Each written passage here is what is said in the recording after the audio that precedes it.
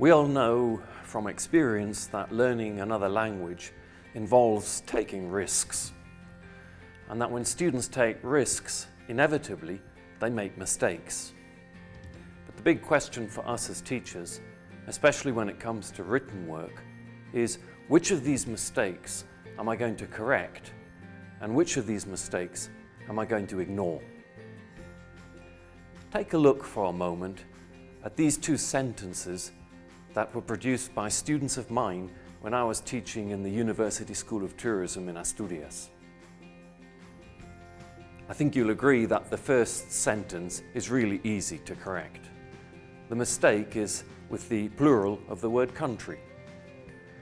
And what's interesting is that this mistake doesn't actually affect our understanding of the sentence. So I call this a local error. I think you'll also agree that the second sentence is much, much harder to correct. And in fact, in the end, I gave up trying to correct it, and I had to ask the student who had written the sentence what he meant.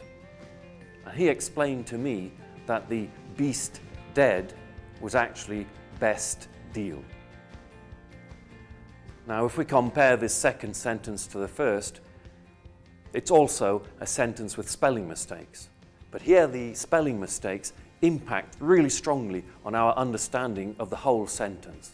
And so I call this a global error.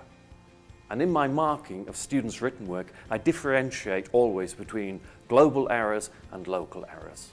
And obviously, my priority is the global error.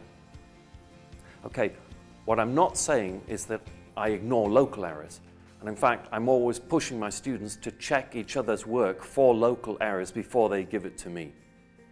But what I am saying is that in order not to fill the students' written work with red ink, I focus first and foremost on global errors, and if there are very few of these, then I will also look at some selected local errors.